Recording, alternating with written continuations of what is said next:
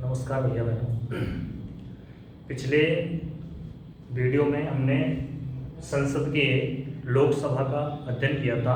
अब लोकसभा संसद का द्वितीय जो सदन है वो है राज्यसभा। इस राज्यसभा को द्वितीय सदन व उच्च सदन के नाम से भी जाना जाता है।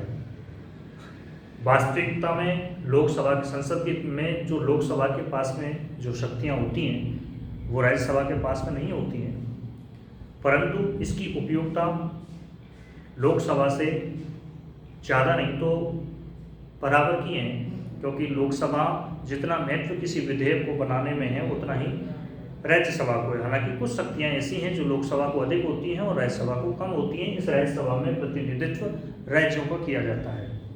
अब हम इस राज्यसभा का अध्ययन करते हैं। इसमें पहली चीज है संगठन।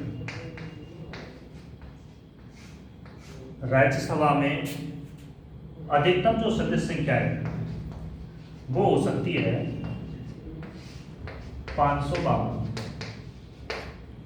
अधिकतम सदस्य संख्या कितनी हो सकती है? 552। लेकिन वर्तमान की बात करें तो वर्तमान में 245 सदस्य हैं, वो वर्तमान में है। अधिकतम 552 हो सकती है, लेकिन वर्तमान में 245 है। इस 245 में से राज्यों और केंद्र शासित प्रदेशों से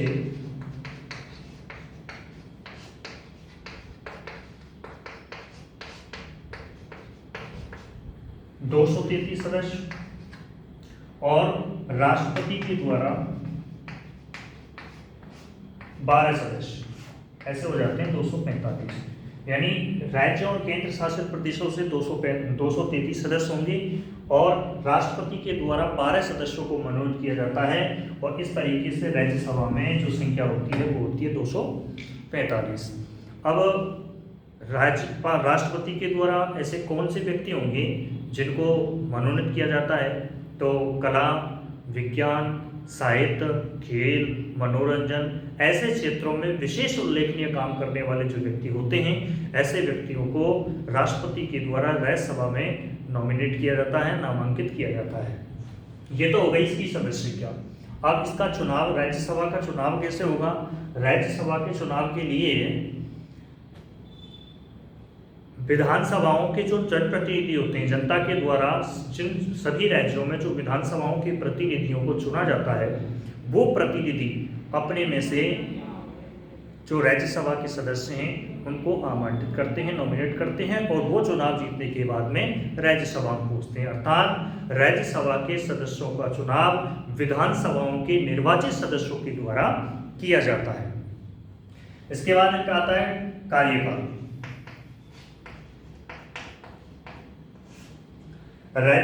लोकसभा के बारे में हमने पढ़ा था कि लोकसभा का कार्यकाल 5 वर्ष का होता है। ऐसे ही राज्यसभा का जो कार्यकाल है वो राज्यसभा एक स्थायी सदन है। अर्थात जैसे लोकसभा प्रति 5 वर्ष का बाद में विघटित हो जाती है, ऐसे राज्यसभा कभी भी विघटित नहीं होने वाली संस्था है। इसके सदस्यों का कार्यकाल होता है वो 6 वर्ष होता है। एक सदस्य का कार्यकाल 6 वर्ष होता है। विघटित क्यों नहीं होती है? क्योंकि प्रति 2 वर्ष बाद 1/3 सदस्य सेवानिवृत्त हो जाते हैं और उनकी जगह 1/3 सदस्य हैं वो वापस से राज्यसभा में आ जाते हैं। तो संख्या उतनी ही बनी रहती है और सदस्यों का रूटीन है वो चलता रहता है।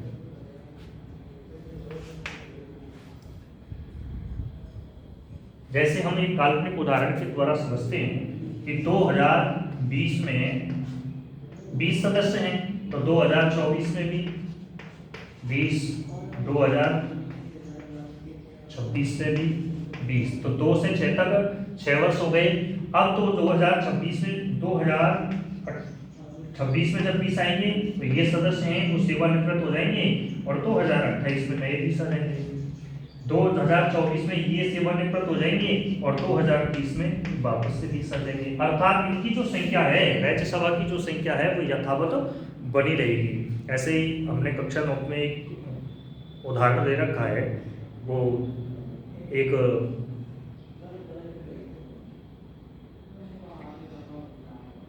जो उदाहरण था उसमें एक हिंदू के पास में जो चिड़ियाएँ थी उन चिड़ियाओं के माध्यम से उसको समझाया गया था।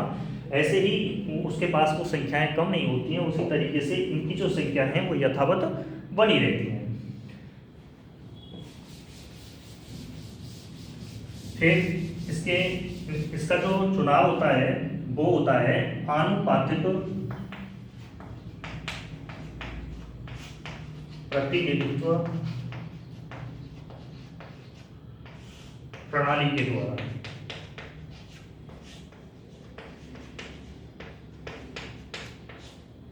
अर्थात के जो अनुपात है विधानसभाओं के जनसंख्या का, उसके आधार पर इनका चुनाव किया जाता है। कार्यकाल, अब इसकी योग्यताएं,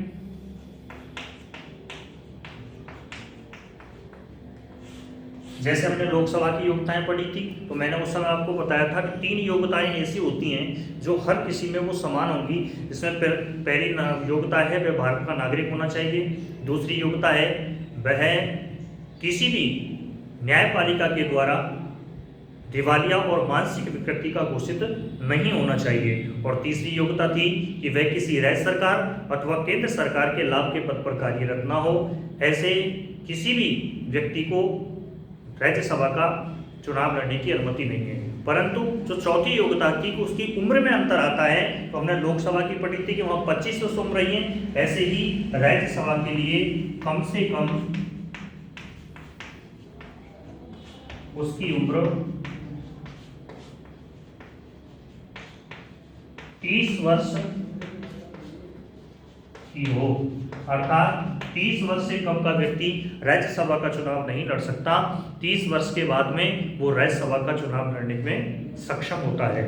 इन योग्यताओं को जो पूरी करता है वो राज्यसभा में पहुंच जाता है। अगला, इसके बाद अगला जो इसी का राज्यसभा के बारे में जो अगला अध्ययन करेंगे वो पार्ट नंबर 2 में करेंगे।